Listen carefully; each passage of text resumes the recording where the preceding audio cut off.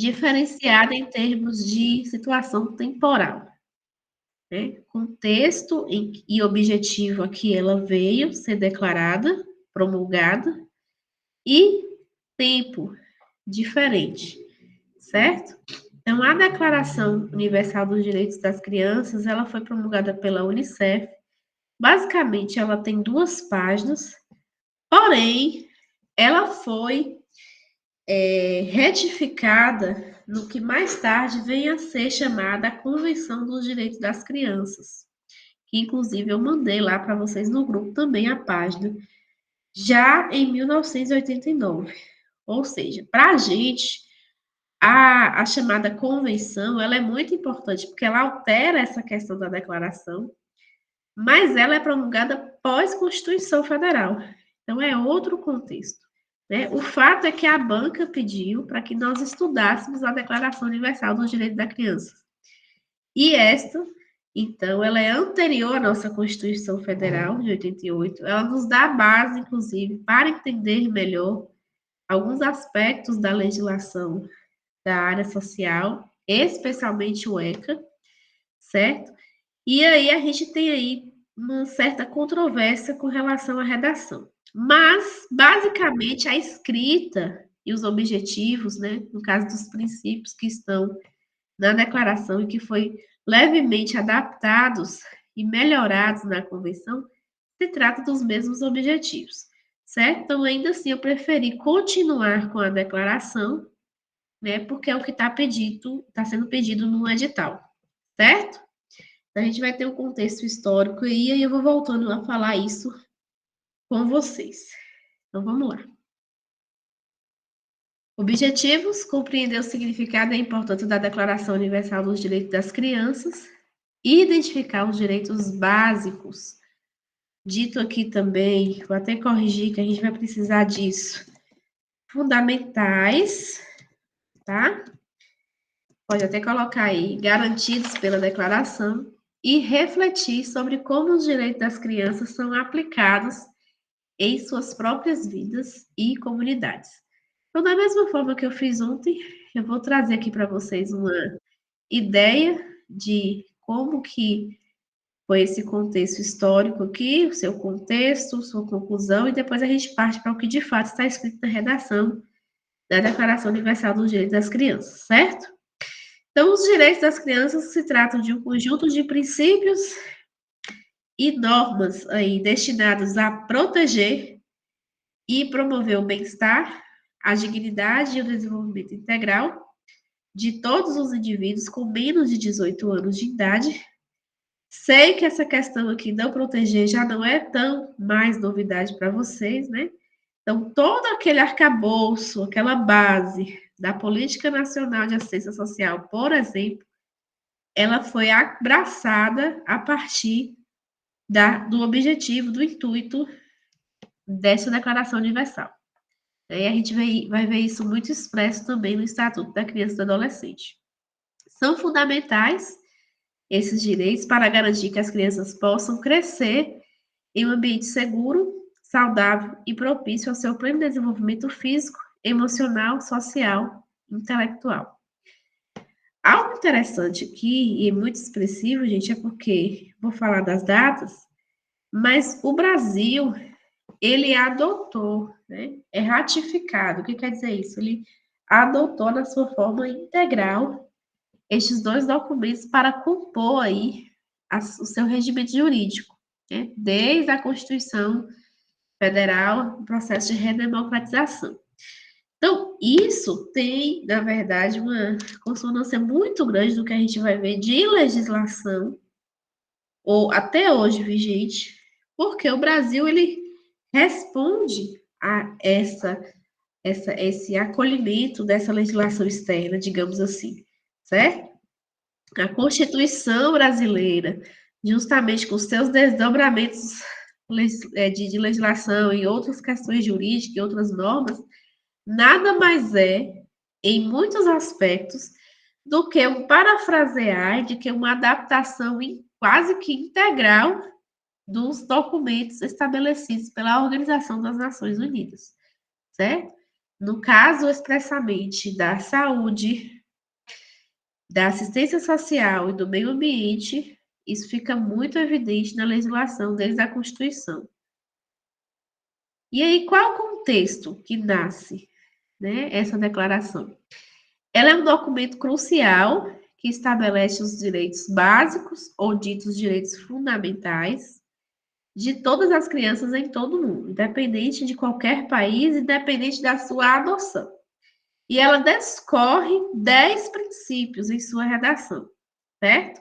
Inclusive, quem usa muito desses princípios se tratando do setor saúde, e vocês podem encontrar aí na internet, é a Biblioteca Virtual de Saúde, a nossa Política Nacional de Saúde, ela usa da Declaração Universal dos Direitos das Crianças para, ela usou para compor e usa, né, para a sua prática de assistência a esse público-alvo. Como eu já falei para vocês, nós temos também a convenção, que é uma adaptação, né, melhorada desses 10 princípios, em que tem outros desdobramentos, mas que o intuito se trata do mesmo. Então, no caso da Declaração Universal, a gente hoje vê ela sendo adaptada aí, a depender do país, e no caso, usada dependendo da política que ela está sendo encaixada, certo? Com relação ainda aos 10 princípios, a saúde, por exemplo, ela usa essa redação e ela fez uma pequena alteração nos enunciados, porque a redação, como ela é, igual eu mandei para vocês o documento, ela já vem tratando os 10 princípios de cara. A saúde foi lá, cada princípio aqui tem uma abordagem, aí já colocou um título para cada princípio. Mas isso são adaptações que o nosso país fez e que não necessariamente creio que vai ser cobrado no contexto de uma prova de concurso. O fato é que são 2 páginas expressas desde essa promulgação que a gente precisa conhecer a partir de agora. Ela surgiu como resultado de um reconhecimento global da necessidade de proteger os direitos das crianças e garantir o seu bem-estar. Essa ideia, gente, do proteger, ela fica muito evidente, como eu falei anteriormente, especialmente também para a política de saúde e para a política do meio ambiente, tá? Eles usam muito aí desse verbo, né? Esse processo de proteção, dessa ação. E a declaração, ela foi adotada pela Assembleia Geral das Nações Unidas em 1959, ou seja, também século XX, ainda, né? Na segunda metade, no início da segunda metade do século XX. Então, se for pensar no contexto histórico até os dias atuais, ela já está um pouco defasada em termos de alguns termos técnicos, né? E na questão temporal mesmo. Aí, como eu falei, posteriormente ela foi ampliada e aprimorada pela Convenção sobre os Direitos das Crianças, convenção essa que foi basicamente um evento em que essa comissão ela sentou novamente para melhorar essa redação, e aí ela foi adotada em 1989, né? Mas no caso do nosso Brasil, inclusive, ela foi muito bem adotada nessa convenção. Para o ECA, foi excelente, porque o ECA foi em 90. Então, o ECA ela já vem adaptada, e por isso que eu também não vou trazer muito sobre a convenção hoje, porque o ECA vai responder a tudo que a convenção alterou ou melhorou, certo? Na verdade. Mas o que vem de Declaração Universal dos Direitos das Crianças nos princípios estabelecidos nos 10 foi tratado lá em 1959, antes da nossa Constituição, e que serviu como base para a formação da nossa Constituição Federal, de 88, né, nesse processo de redemocratização, certo? Então, entender essas diferenças aí de datas é importante para seguir um caminho lógico aí, né, e perceber a linha do tempo e você entender a que contexto ou a que ela está se referindo, não depender da questão, né?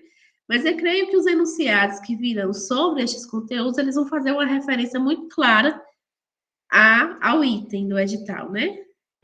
No que se refere à questão de legislação, seja uma legislação como essa, uma declaração, ou as legislações que a gente já viu do social, ou que aí a gente ainda está por vir, eu creio que o enunciado ele vai fazer uma referência direta, ele não vai deixar solto, não. Certo? Exceto a área pedagógica que a gente viu que está tudo misturado, né? Mesma hora que fala de um contexto como, por exemplo, disciplina limites, já pode falar de gestão democrática e por aí vai. Mas, enfim. O que é a Unicef, né? Na verdade, a Unicef é um braço da ONU, a mesma coisa de você se referir à Organização das Nações Unidas, no sentido que é um núcleo, né, um fundo das Nações Unidas para a infância. Então, é um núcleo que trata aí também de um certo financiamento, né, um certo controle financeiro para lidar com essa fase da vida, certo? E que, desde aquele contexto da sua promulgação, em 1959, desempenhou um papel fundamental para a promoção e proteção dos direitos das crianças em todo o mundo. Este núcleo, ele foi estabelecido em 1946, né? 47, 48, 49. Então, aí, 3, 4 anos antes, com o objetivo de fornecer ajuda humanitária, isso é importante, e assistência às crianças em situações de emergência. Então, pensem comigo, assim como a gente viu na Declaração Universal dos Direitos Humanos. A declaração anterior, ela visou o processo pós-guerra, pós-Segunda Guerra Mundial. Então, teve aquela situação das vulnerabilidades e das atrocidades que foram ocasionadas em função da guerra, né? E aqui, então, ainda estava no pós-guerra, mas não foi um pós-guerra direto. Aqui ele já se preocupou em ver as situações que estavam sendo negligenciadas ou que estavam sendo evidentes, né? Situações de emergências a esse público que tinha perdido seus pais, ou que as mulheres já estavam nesse processo do mercado de trabalho, estavam precisando do básico, né? Do básico material. Então, este fundo, ele visou fazer o acolhimento direto, essa ajuda humanitária mesmo, assistência direta a situações de emergências, especialmente a crianças que estavam órfãs, né, sem aí o acolhimento da família, passando por situações outras de vulnerabilidade material, principalmente, certo? Mas aí, ao longo dos anos, isso expandiu, né, continuou tendo os problemas, digamos, né, as problemáticas sociais com relação a isso. Então, o núcleo deu continuidade e hoje, até hoje, ele é existente e inclui os programas de desenvolvimento de longo prazo que visam melhorar a vida das crianças. Inclusive, temos a ação do chamado Selo Unicef aqui na nossa cidade, né?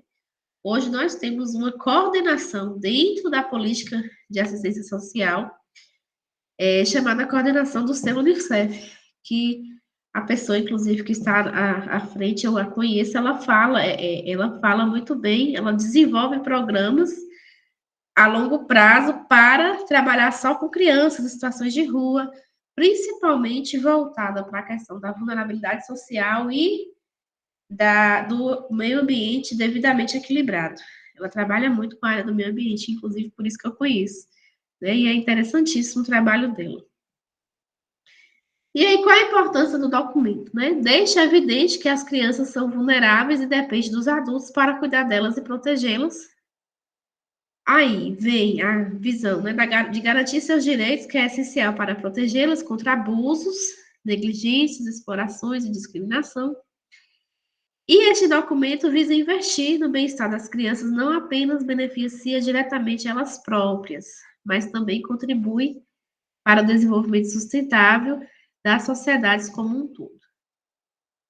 Como conclusões com relação a esse contexto do documento, certo? Nós temos que aí, ao proteger os direitos das crianças, estamos construindo um mundo mais justo, equitativo e inclusivo, que é algo muito hoje colocado em pauta, né? Lembrando que a equidade também é um aí dos princípios, das diretrizes lá da nossa Política Nacional de Assistência Social, e é alcançar mais, dar mais a quem tem especificidades, e onde todas as crianças têm a oportunidade, ou tenham a oportunidade de alcançar seu pleno potencial e contribuir positivamente para a sociedade. Essa proteção não é apenas um imperativo moral, tá? Com o surgimento dessa declaração, com a sua promulgação, melhor dizendo, ela de fato transfere aí a chamada responsabilidade, a gente vai ver isso na sua redação, para os membros da sociedade, especialmente os pais, ela deixa muito evidente e clara a responsabilidade social que os pais têm em relação aos seus filhos. Seguidamente, inclui os governos aí como responsáveis secundários e diretos sobre as crianças, certo? E a gente, por isso, inclusive, nós vamos ver alguns desdobramentos, até mesmo para chegar a essa ascensão da política social aqui no Brasil, como o governo teve esse olhar de acolher essa responsabilidade que foi imposta a ele na Declaração Universal dos Direitos das Crianças. Não esgotando, mas essa parte aqui, eu creio que agora vai dar base para vocês entenderem muito bem um pouco do que a gente viu sobre a legislação social, e aí vai ficar mais fácil de entender o ECA, para quem ainda não teve contato, e vai ser só alegria, fé em Deus. Até aqui vocês entenderam, gente, esse contexto? Alguém tem dúvidas? Posso seguir, então, né?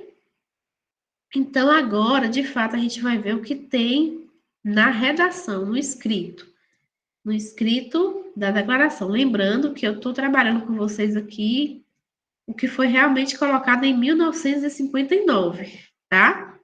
Ainda não é as adaptações ou melhoramentos do que seria a convenção, porque a convenção ela se trata de um evento. Quando a gente fala convenção, é um evento, né, que acontece, assim como tem convenção dos direitos humanos, convenção da saúde, né? Sempre está tendo alguns tipos de convenções aí, convenções ambientais, conferências a nível global. Isso vai melhorar o que já foi pontuado em um determinado tempo da história.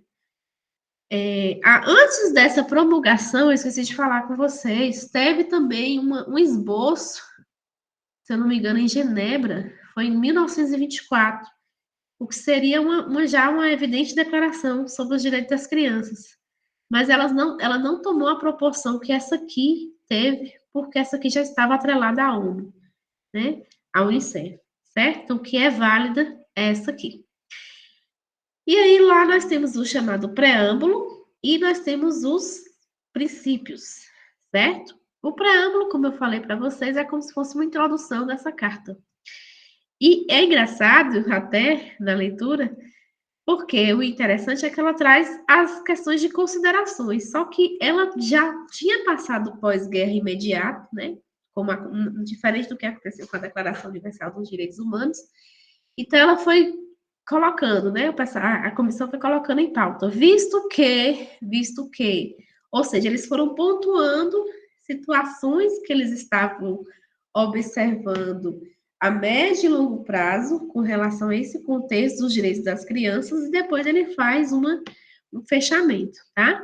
Então, tem vários vistos que são considerações, eu trouxe aqui os principais para vocês e depois a gente vai ver o fechamento desse chamado preâmbulo, que é como se fosse uma introdução. Então, visto que as Nações Unidas, na Declaração Universal dos Direitos Humanos, proclamaram que todo homem tem capacidade para gozar os direitos e as liberdades nela estabelecidos, sem distinção de qualquer espécie, seja de raça, cor, sexo, língua, religião, opinião política ou de outra natureza, origem nacional ou social, riqueza, nascimento ou qualquer outra condição, visto que a criança, em decorrência de sua imaturidade física e mental, precisa de proteção e cuidados especiais, inclusive proteção legal apropriada antes e depois do nascimento, e ele continua com outros vícios nesse mesmo sentido. No final, no último parágrafo, tem-se uma proclamação, que seria uma espécie de solução, né? Uma conclusão mesmo, só uma situação de solução. Então, ele bota, essa proclamação visa que a criança tenha uma infância feliz, né? Diante dessas problemáticas vistas que eles acabaram de pontuar, né? Eles aqui que eu me refiro à comissão, possam gozar em seu próprio benefício e no da sociedade os direitos e as liberdades aqui enunciados. E apela a que os pais, os homens e as mulheres em sua qualidade de indivíduos e as organizações voluntárias, as autoridades locais e os governos nacionais reconheçam esses direitos e se empenhem pela sua observância mediante medidas legislativas e de outras natureza, progressivamente instituídas de conformidade com os seguintes princípios. E aí ele já segue direto, princípio primeiro, 2, segundo e por aí vai, 10 princípios. Então é uma leitura bem fluida, né, e bem rápida, que ele não fica pautando nem com títulos. Quem pautou com títulos foi a Biblioteca Virtual de Saúde Brasileira. Ela já adapta esse mesmo documento e pauta com títulos, mas a declaração em si ela é bem vista, bem fluida, ela não tem pontos a se considerar, não. O fato é que isso aqui resume, inclusive, o que o governo mais recente de esquerda do país, que é o nosso governo Lula, fez, a sagacidade que ele teve com relação a esse preâmbulo da Declaração Universal dos Direitos das Crianças. E aí eu vou aprofundar um pouco mais isso com vocês lá na frente, tá? Mas, em geral, a declaração ela vem responsabilizar pais e governos sobre a proteção das crianças. Isso é um fato. Ela deixa muito evidente isso neste momento aqui e na pauta dos seus princípios, certo? E aí ela pede, Eló, quem vai ratificar isso, quem vai aderir, o país que vai aderir isso aqui, precisa reconhecer esses direitos.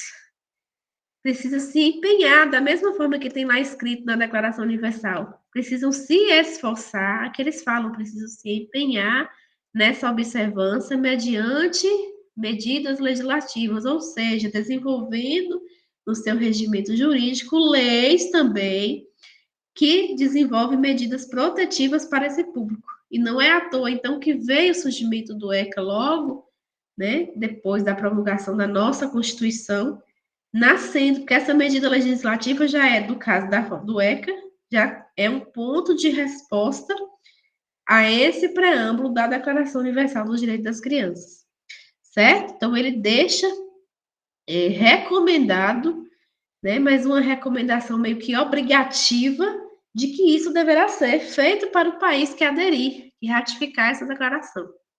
E ele ainda coloca, ó, progressivamente instituída, ou seja, ao longo do tempo, os governos têm que dar conta disso, não importa quando. Ele não, perdão, ele não estabeleceu exatamente um prazo, mas ele estabeleceu que não importa quando, mas isso deveria ou deverá ser colocado no seu regimento jurídico, em conformidade com certos princípios, certo? E aí eu vou seguir os dos princípios para vocês, eu suprimi 2 apenas, porque não necessariamente ele tem tanta expressividade para o nosso objetivo, mas ainda assim eu chego a pontuar sobre eles. Até aqui tá tranquilo, gente? Vocês entenderam? Eu tô correndo um pouquinho, porque realmente agora já. Oi. Então, esse foi o impacto significativo? Também. Em 1959? Na verdade, o principal impacto é ele. Já está respondendo a questão, né, Erol? Sim. É isso mesmo, o impacto é esse. É porque eu fiquei em dúvida. Aí eu falei assim, não tem condições, não. Aí agora Ficou mais brilhou. claro. Ficou. É o impacto significativo no sentido de objetivo, de intuito, de consequência, é este, né? E aí a gente vai vendo agora por quê. Então, vamos partir para os princípios, tá, gente? Isso aqui agora, de fato, desde o preâmbulo, na verdade. Vocês estão me escutando direitinho? Deu uma queda na internet aqui. Tá tudo certo, não tá? Avisou que estava instável, fiquei preocupada.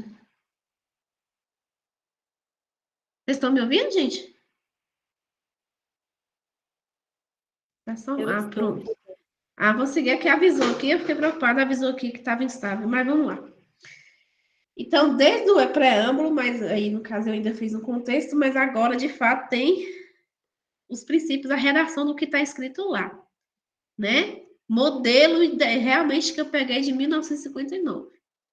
Então, primeiro, todas as crianças, absolutamente sem qualquer exceção, serão credoras desses direitos, sem distinção ou discriminação por motivo de raça, cor, sexo, língua, religião, opinião política ou de qualquer natureza, origem nacional ou social, riqueza, nascimento ou qualquer outra condição, quer sua ou de sua família. Ou seja, é uma própria adaptação do direito universal dela ser criança, né? Dela ter esses direitos fundamentais garantidos, que também já está expressa desde os direitos universais desde a Declaração Universal dos Direitos Humanos, perdão.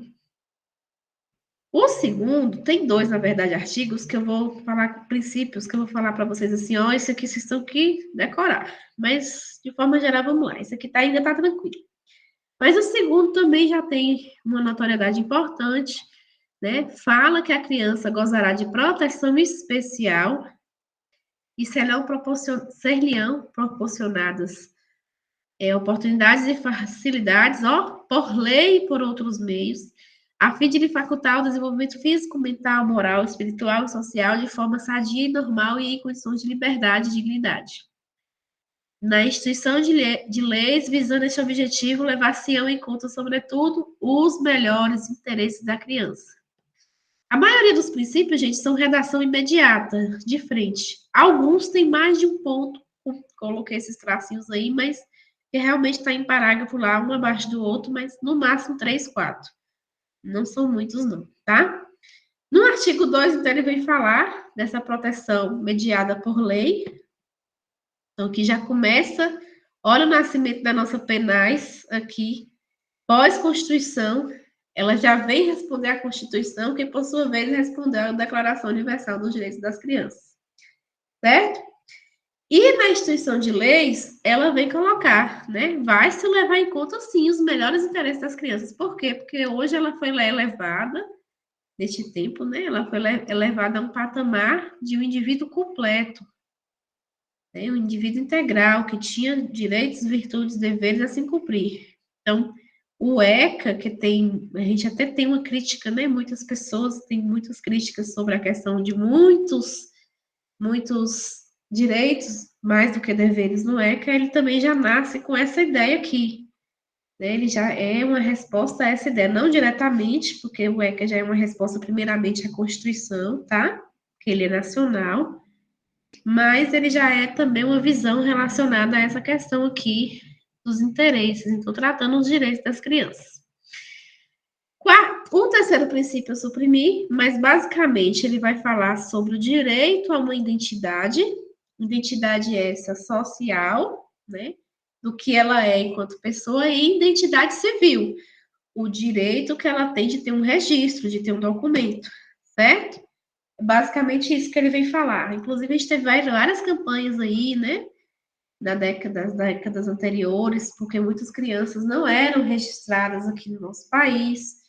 E aí isso melhorou de forma significativamente, de gradativa também, mas o terceiro vem falar sobre isso. Hoje já é uma. Eu não coloquei porque já é uma pauta mais ou menos resolvida, né? A gente ainda tem alguns pontos aí no país afora que não tem registro, mas já de uma forma em dados já é algo que não é discutido, já não é tão falado. Certo? Quarto, a criança gozará os benefícios da Previdência Social, isso que é importantíssimo, terá direito a crescer e a criar-se com saúde. Para isso, tanto a criança como a mãe serão proporcionados cuidados e proteção especiais, inclusive adequados, cuidado pré e pós-natais. E a criança terá direito à alimentação, habitação, recreação e assistência médica adequadas. Aí vem a nossa Política Nacional de Assistência, né? Juntamente com a LOAS, primeiramente organizou, lei orgânica, primeiramente organizou isso e falou assim, ó, agora a gente vai ter direito a benefício de forma que o Estado tem que se virar, não é contributivo, lembra disso? Ninguém tem obrigatoriedade de pagar, mas se os pais não dão conta, eu tenho que dar conta das necessidades materiais mínimas para essa criança, né? E por isso ela gozará dos benefícios da Previdência Social. Salvo um parênteses aqui. Ela gozará no sentido dela ter o direito e a assistência, mas quem recebe, tem uma questão que pode confundir isso, quem recebe esse benefício, logicamente, é o responsável direto, normalmente a mãe, né? Mas o fato é que a criança ela gozará do benefício de prestação continuada, que hoje, para nós, aqui a gente chama de BPC, se assim ela tiver necessidade, lógico, aliado a alguns critérios aí, né, como, por exemplo, a frequência escolar, e outros benefícios eventuais, necessários à sua sobrevivência, como a gente tem também o Bolsa Família. Aí eu já começo a indagar vocês, né? Apesar de eu também ter muitas críticas, mas a gente indaga. Olha a sagacidade que o governo Lula teve nos seus primeiros anos de governo, né? Será que essa política de esquerda foi, de fato, somente insight e ideia do presidente, do governo? Não. De fato, o que ele teve de esperteza aqui, né? O que a equipe, a gestão governamental naquela época e ainda agora se fala muito.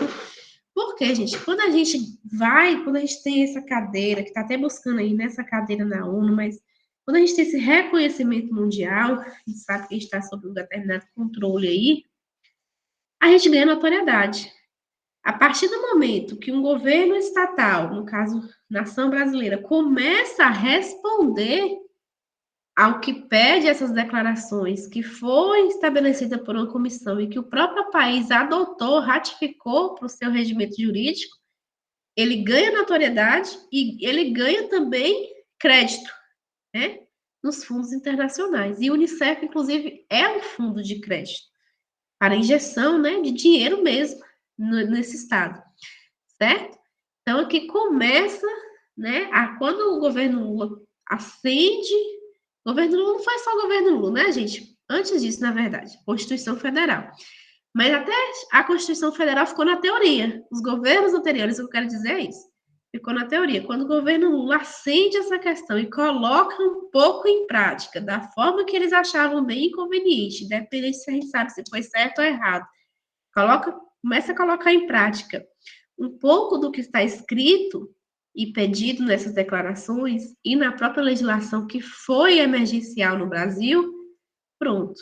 Ele começa a ganhar notoriedade nas relações internacionais, certo? Só um adendo aqui, né? Independente de questões ideológicas ou de você aprovar ou não, só para você entender que às vezes a gente pensa que foi algo relacionado ao governo, e eu já deixo claro também que não necessariamente foi ideia do governo Lula. Também não. Mas ele teve essa sagacidade, né? De responder ao que pedia aí a declaração. Certo? Princípio quinto, a criança incapacitada física, mental ou socialmente serão proporcionados o tratamento, a educação e os cuidados especiais exigidos pela sua condição peculiar. Esse artigo é muito interessante, apesar de ser uma redação que não fala assim, a criança que tem transtorno, a criança que tem problemas com a deficiência, porque naquele contexto, pensa aí, gente, 1959, né? Esses termos ainda não estavam sendo usualmente aí trabalhados, mas já deixa claro que sabia-se que existiam problemas psicológicos, psiquiátricos, né, de outras demandas, essas que deveriam ser acolhidas, e jogou a responsabilidade para quem aqui, ó, serão proporcionados o tratamento, ou seja, a saúde tem que se virar. Então, nasce um pouquinho aqui e joga-se a responsabilidade para algo que nem tinha. Mas a política de saúde, a política educacional, a educação e os cuidados especiais.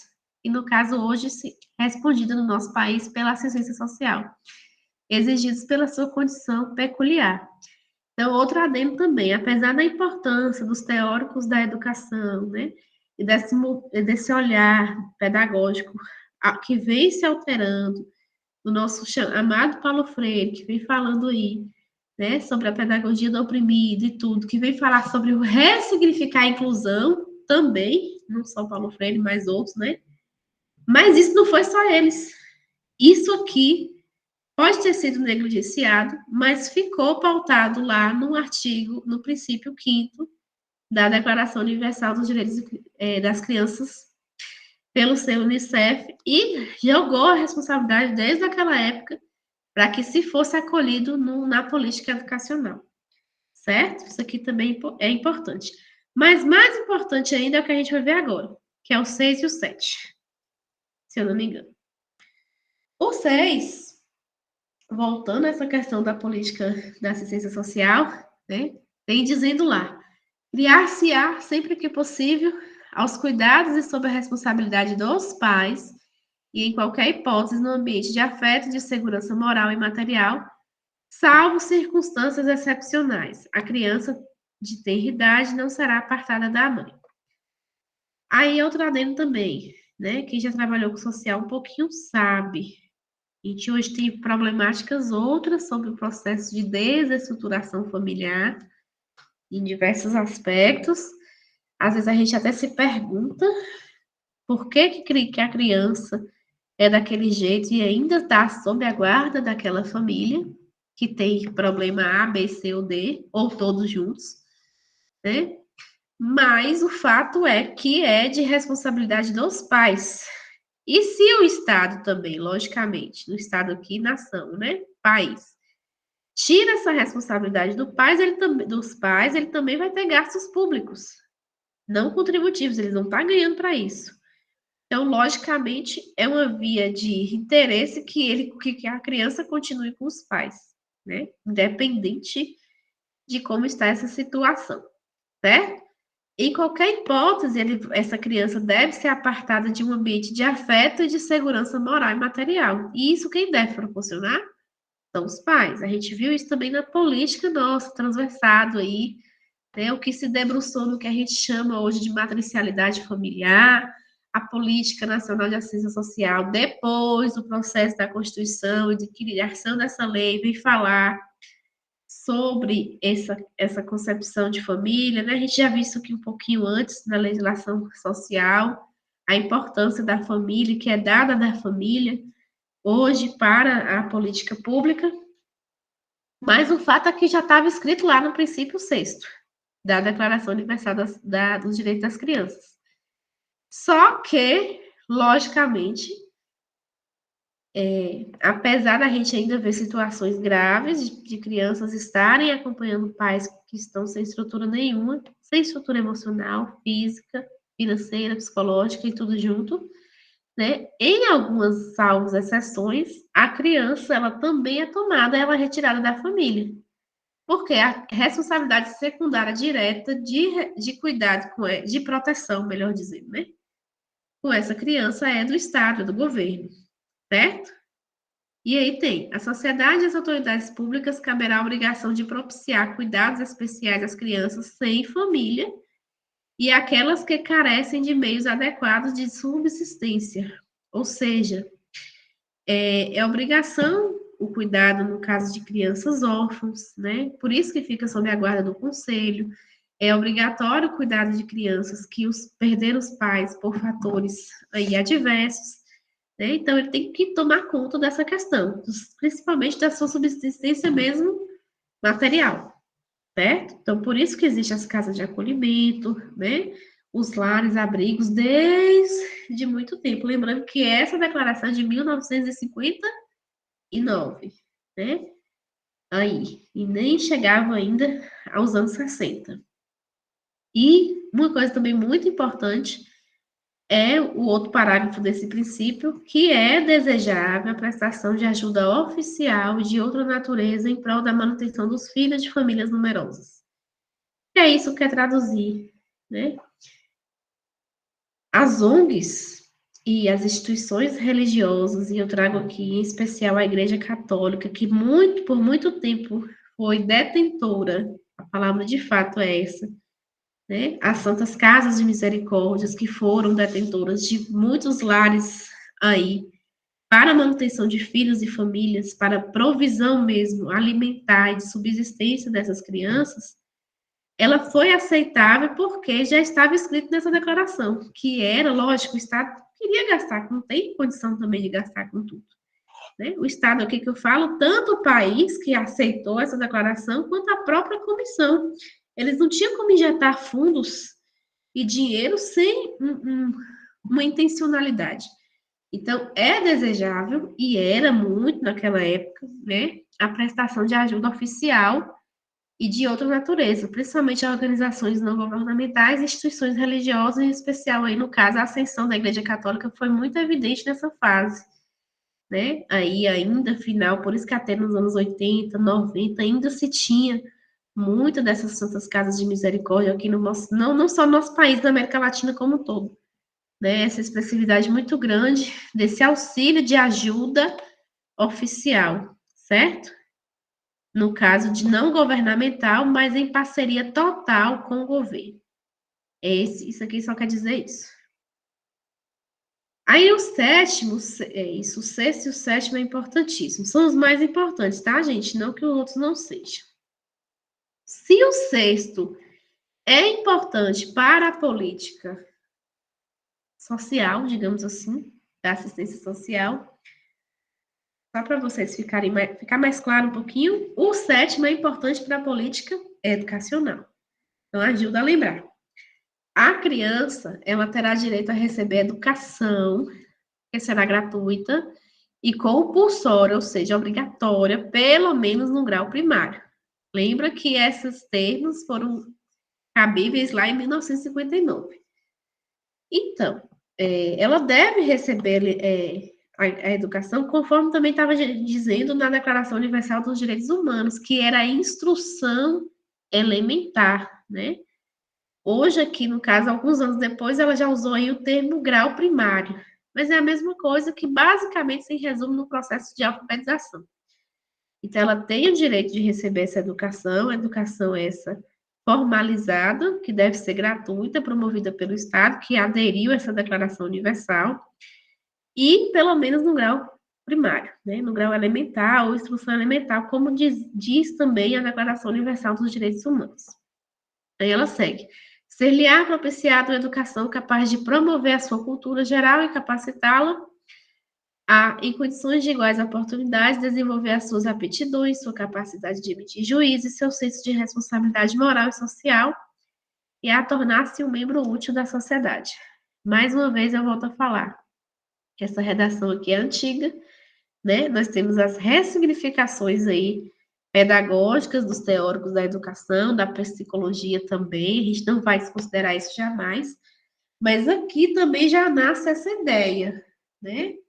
De uma educação social e uma educação mais do que isso, aliás. Não necessariamente uma educação social, mas uma educação para a cidadania, né? Proporcionando a ela condições de igualdade, de oportunidade, dela perceber a responsabilidade que ela tinha com o outro, e enquanto ser social mesmo, habitando nesse país que tinha regras, né? Que tem regras, que tem moralidade, que tem ética, certo? Então, isso foi incutido também já lá no princípio 7º dessa declaração. Receber educação. Deixa eu ver mais. Ainda tem, acho que uma parte do 7º. Os melhores interesses das crianças serão a diretriz a nortear os responsáveis pela sua educação e orientação. Essa responsabilidade cabe, em primeiro lugar, aos pais. E a criança terá ampla oportunidade para brincar e divertir-se, visando os propósitos, mesmos da sua educação. A sociedade e as autoridades públicas empenhar-se-ão em promover o gozo desse direito. Então, aqui, essa ideia da responsabilidade dos pais com a família, que posteriormente foi adotada na nossa Constituição Federal de 88, lá nos primeiros artigos, eu me esqueci agora a qual referido artigo é, e depois a nossa LDB, legislação, né, de diretrizes e bases, também vem colocar essa responsabilidade inicial para os pais, dever da educação de todos, dos pais e da família. E aí tem a questão do brincar e divertir-se, que isso também é muito adaptado no nosso chamado ECA. Então, quando a gente lê o ECA aqui, vai ficar bem fácil. Quando a gente estudar o ECA, vocês vão lembrar basicamente disso aqui. Vai ficar bem fluido o aprendizado para quem ainda não teve contato, né? E quem já teve contato, ótimo, vai potencializar ainda mais. Aí temos o artigo 8º, que nada mais é do que um ordenamento sobre essa questão, né, das políticas. Então, vem falar da responsabilidade novamente do Estado com relação às proteções, ele vem elencar isso, né, com uma redação um pouco mais contextualizada, e aí ele vem falando do 9º. A criança gozará proteção contra quaisquer formas de negligência, crueldade e exploração, não será jamais objeto de tráfico sob qualquer forma. Não será permitida à criança empregar-se antes da idade mínima conveniente, de nenhuma forma será levada ou se-lhe-á permitido empenhar-se em qualquer ocupação ou emprego que lhe prejudique a saúde, ou a educação, ou que interfira em seu desenvolvimento físico, mental ou moral.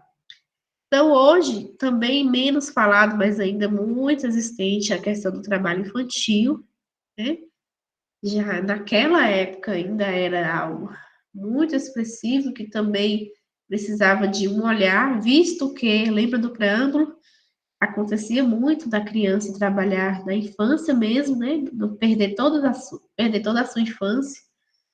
E aí se pautou essa proteção visando o evitar, né, dela ter um emprego formalizado por ser criança, certo? E o 10º é um fechamento mesmo sobre todos esses princípios de proteção geral. Aí ele vem trazendo que a criança gozará proteção contra atos que possam suscitar discriminação racial, religiosa ou de qualquer outra natureza. Criar-se-á no ambiente de compreensão, de tolerância, de amizade entre os povos, de paz e de fraternidade universal, e em plena consciência que seu esforço e aptidão devem ser postos a serviço de seus semelhantes. O princípio 10º, gente, é interessante porque ele vem trazer uma ideia de amor mesmo. Ele vem trazer uma ideia de fraternidade, de compreensão, de que a criança deve ser olhada em sua totalidade, que ela não deve, em sua individualidade ao mesmo tempo, que ela não deve passar por nenhuma discriminação por ser quem ela é, pela raça que ela tem, ou pela situação religiosa, que cabe também uma relação com as virtudes que ela trazia, as virtudes familiares que se trazia à época, né? Já que a religião estava muito ligada também ainda à questão de moralidade, então ela não poderia passar por nenhum tipo de situação em que ela fosse discriminada por quem ela é ou pela religião que ela professa, mas religião essa no sentido valores que ela traz enquanto valores familiares, valores comunitários. E criar essa compreensão mesmo de uma ideia de fraternidade, de amorosidade entre os povos, certo? Esses são os 10 princípios base, né, da Declaração Universal dos Direitos das Crianças e que posteriormente vão ser melhorados, diferenciados na chamada convenção. Eu espero que a banca não venha trazer nenhuma questão da convenção, haja vista que ela pediu a declaração. Então, ficaremos espertos com isso. Se ela trazer algo da declaração, a gente pode pedir recurso, desde que também não seja nada seja muito diferente, né, do que esteja na redação. Basicamente, a convenção é uma adaptação melhorada mesmo, então acho que não vai ter problemas, mas ainda assim, se for algo que destoe do que está na declaração, a gente vai ficar atento, certo?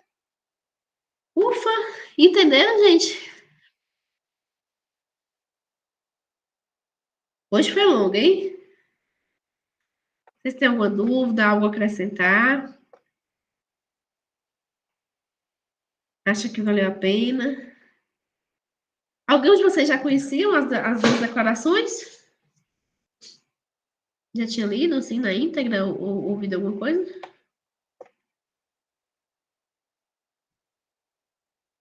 Aí, Tati disse que é a primeira vez. É muita coisa, é muita informação.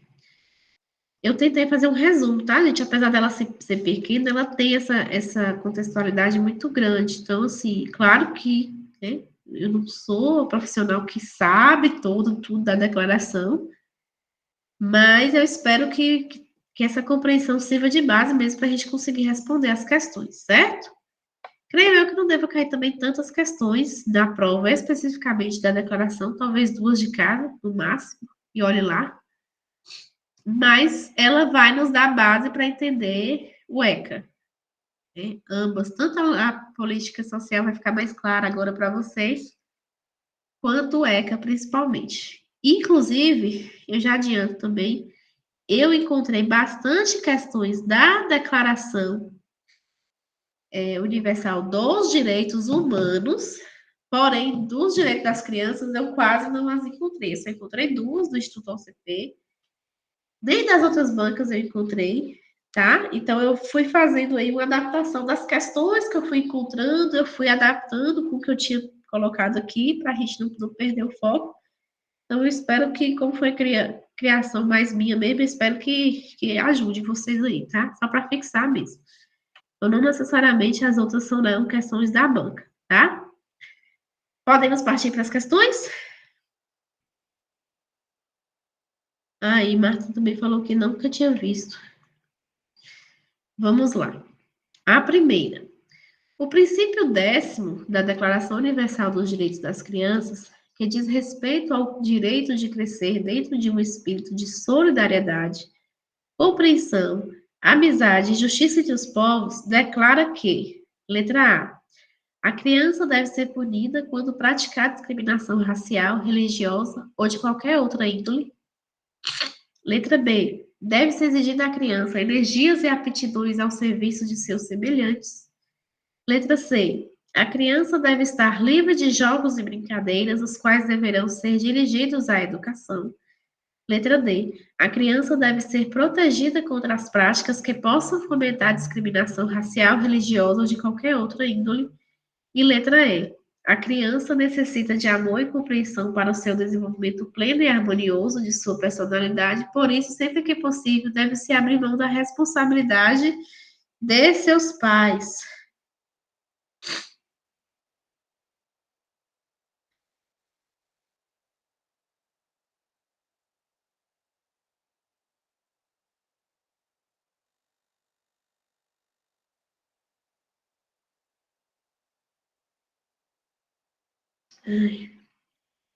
Muito simples, né? Essa é do Instituto OCP, de fato.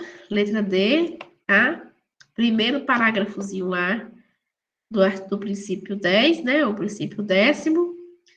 Então, a criança ela deve ser protegida contra as práticas que possam fomentar a discriminação racial e religiosa ou de qualquer outra índole, certo?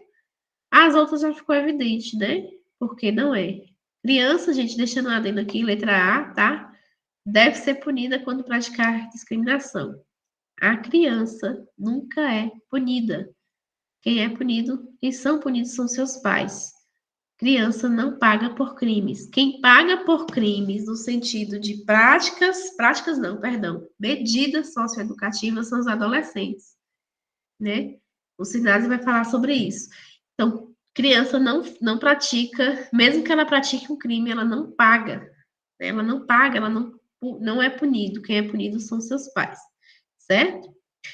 Letra B, deve-se exigir à criança energias e aptidões ao serviço, jamais deve-se exigir nada às crianças enquanto ela é criança, né? Ela deve estar livre de jogos e brincadeiras, os quais deverão estar dirigidos à educação. De forma alguma, ela tem direito de brincar e divertir-se livremente. E letra E, até aqui estava certo, né? Ela necessita de amor e compreensão e tal. Mas aí fala, deve abrir mão da responsabilidade de seus pais. Pelo contrário, os pais são os primeiros detentores aí da responsabilidade com as crianças. Certo? Essa aqui é muito fácil de deduzir, muito tranquila. A partir daqui já não tem OCP mais na nossa vida, mas ainda assim a gente vai refletir um pouco, tá? Qual foi o principal objetivo da Declaração Universal dos Direitos das Crianças? Letra A. Proteger os direitos das crianças em situações de conflito armado. Letra B. Garantir a igualdade de gênero na infância. Letra C. Promover o acesso das crianças à alimentação adequada. Letra D. Assegurar a proteção das crianças em situação de vulnerabilidade. E letra E. Estabelecer os direitos básicos de todas as crianças em todo o mundo. Essa tem uma pegadinha, tá?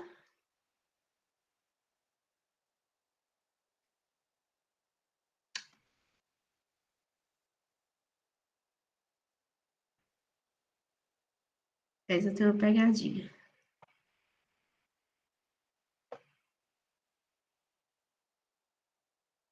E é bom pensar num contexto histórico também para respondê-lo.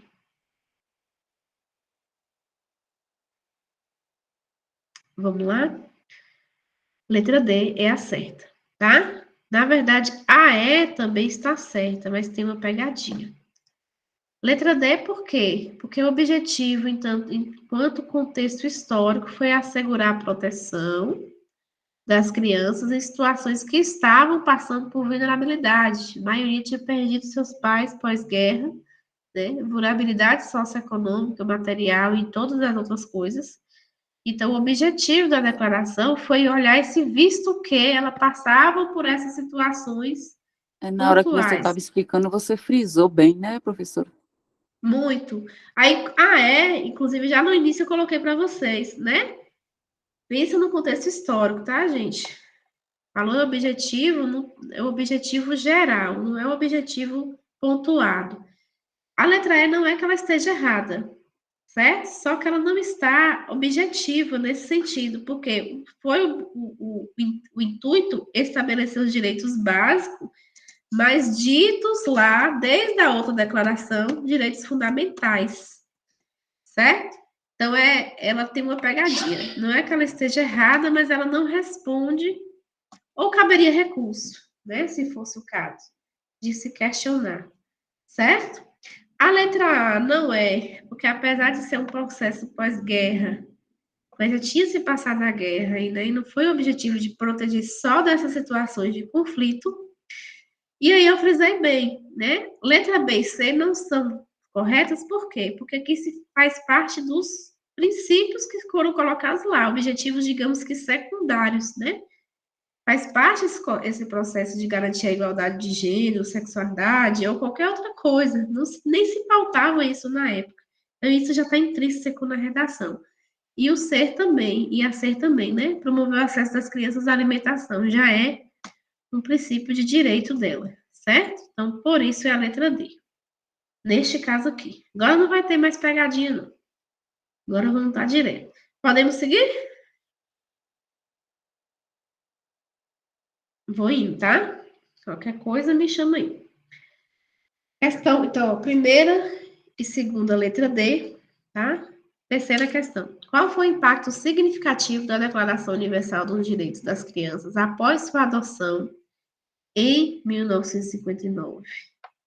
Impacto significativo, ou seja, qual foi o desdobramento, qual foi o intuito maior? Mesma coisa de um objetivo geral, mas no sentido de desdobramento do que aconteceu, né? Letra A. Erradicação imediata do trabalho infantil em todo o mundo. Letra B. A garantia de assistência médica gratuita para todas as crianças em todos os países. Letra C. O aumento da conscientização sobre os direitos das crianças e a promoção de mudanças legislativas em muitos países. Letra D. A redução drástica da taxa de mortalidade infantil em todas as regiões do mundo. Ou letra E. A implementação imediata de políticas de igualdade de gênero na infância.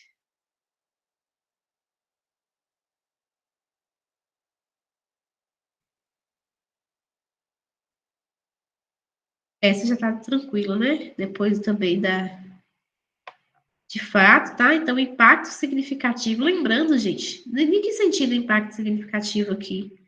Ela é uma carta. Ela é uma carta promulgada por uma comissão de países, né, de diferentes culturas e ordenamentos jurídicos que já tinham, digamos que, uma certa experiência com o ser estatal, com o ser Estado, com o ser nação. Para aqueles que já tinham Constituição, ótimo. Para aqueles que estavam em processo de adaptação como o Brasil, ou refazer, mais significativo ainda, né? Que eram as novas ideias daquele tempo, daquela contemporaneidade.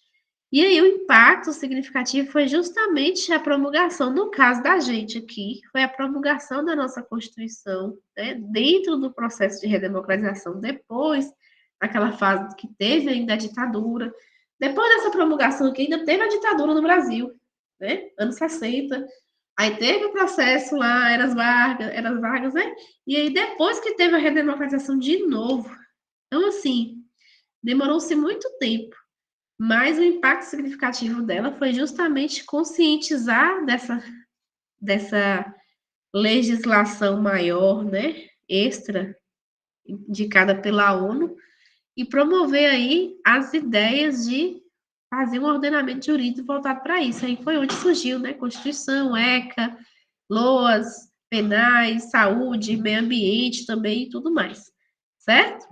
Então, essa questão, por exemplo, letra A, erradicação imediata do trabalho infantil. Não é que esteja errada, mas não foi o impacto direto dela. Né? Isso aqui é um princípio da declaração. A garantia de assistência médica também se traz aí de um princípio, está lá escrito. D, a redução drástica da taxa de mortalidade, também, princípio voltado para a saúde. Isso que, inclusive, foi melhorado na convenção. Não necessariamente está nesses princípios da declaração da redação inicial. E a implementação imediata de políticas de igualdade de gênero. Não, na verdade, nem se falava de igualdade de gênero aqui na época ainda, né? Hoje está intrínseco, né? Já começou a pontuar na convenção, mas também nada muito aprofundado, certo? Então, se atente bastante ao que está pedindo enunciado, que às vezes, mesmo quando você só conhece um pouco, você chega à alternativa correta. Questão 4. Como a Declaração Universal dos Direitos das Crianças influenciou as políticas de educação em todo o mundo? Lembrando que isso aqui, no caso do Brasil, foi antes da ditadura ainda, 1959, tá?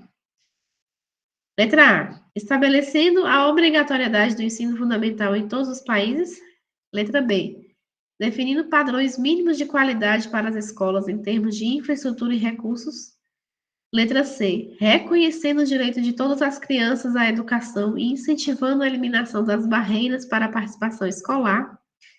Letra D. Abordando o acesso à educação para crianças de determinadas etnias ou classes sociais. E letra E. Promovendo o ensino exclusivo de disciplinas relacionadas à tecnologia e ciências. Ciência, né?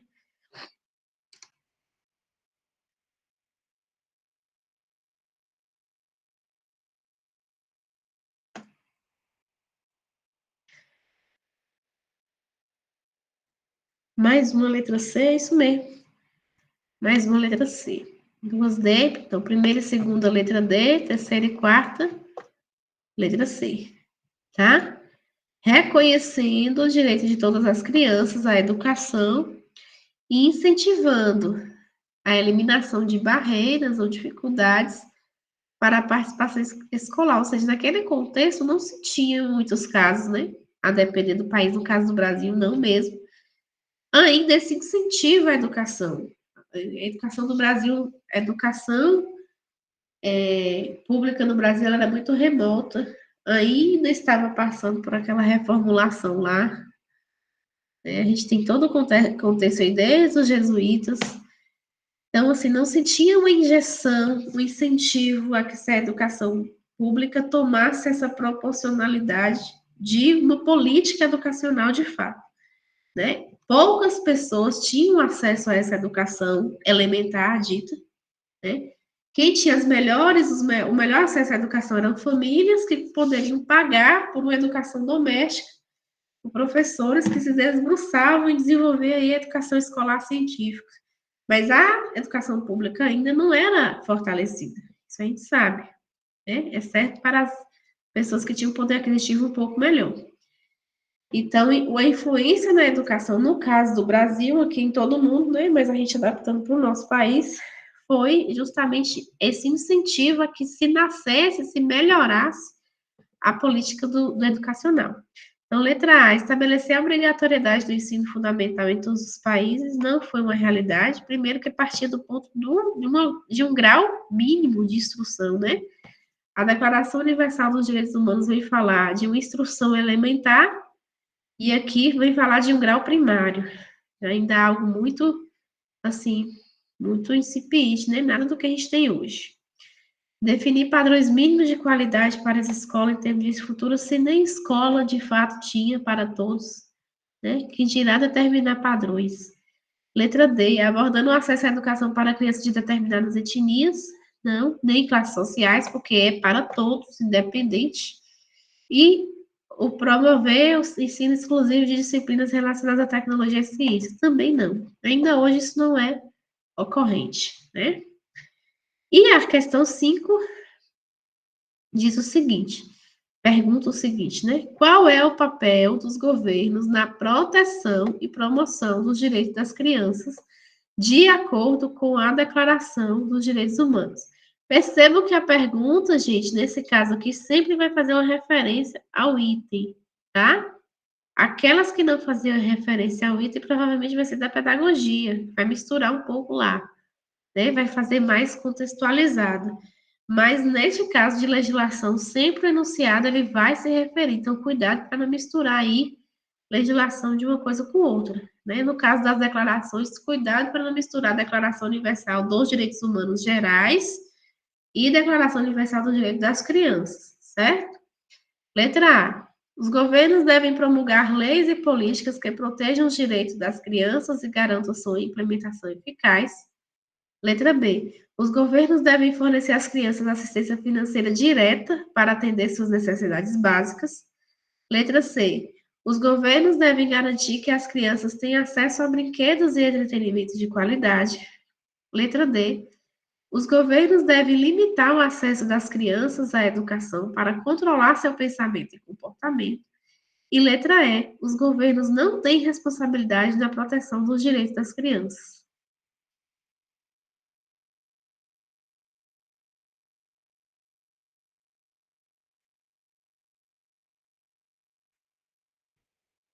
Isso, meu povo, muito bem. Muito, muito bem. Quero ver esse povo na lista, viu, gente? Fé em Deus. Então, de fato, o papel no promoção e promoção, pensando que ele é o secundário, né? Responsabilidade imediata secundária após os pais é o governo. Então, eles devem promulgar as leis e políticas que protejam seus direitos e garantam sua implementação eficaz. Implementação essa que pode ser gradativa, a gente viu lá no preâmbulo, né? Não importa que tempo ela vai chegar, mas essas políticas, elas devem um dia se acender e alcançar, e até hoje você vê, né? Nesse tempo que a gente está vivendo, essas mudanças de governos, mudanças ideológicas, a gente ainda tem promulgação de leis a todo instante, né? Visando a proteção aí de diversos âmbitos da sociedade. Letra E, eu já colocaria aqui também, né? Não tem responsabilidade na proteção. Isso é uma inverdade, é mentira, né? Claro que ele tem a responsabilidade direta, então eu já arriscaria aqui. Os governos, letra B, devem fornecer às crianças assistência financeira direta para atender às suas necessidades. Fiquei com medo de vocês confundirem aqui, porque eles devem fornecer, sim, uma assistência financeira no sentido de prestação de benefícios, mas não é uma assistência financeira direta, né? Isso é para a família, para quem é o genitor, e a depender dos critérios ali de necessidades declarados. Letra C, os governos devem garantir que as crianças tenham acesso a brinquedos e entretenimento de qualidade. Não, ela tem o direito de brincar livremente, pode até incluir isso aqui, mas não é um papel dela, né? Fornecer esses recursos. O papel dele, no caso. E letra D, os governos devem limitar o acesso às crianças à educação para controlar seu pensamento e comportamento. Jamais, né? O direito fundamental dele justamente é ser livre, desde a autodeclaração. Certo? Gente, com isso aqui, nosso gabarito, então, anotem aí, tá? O último é a letra A, a gente encerra. Eita! A gente encerra essa semana, graças a Deus. Ô, Márcia, que bom que você gostou. Graças a Deus, a gente encerra, gente. Espero melhorar para a semana que vem, potencializar ainda mais o nosso conhecimento, tá? Fiquem com Deus. Qualquer coisa, estou por cá. Estudo as outras áreas. Por favor, não se limite a isso. E até mais, viu? Bom final de semana. Quando rodar aqui a gravação, eu mando para vocês. Tchau!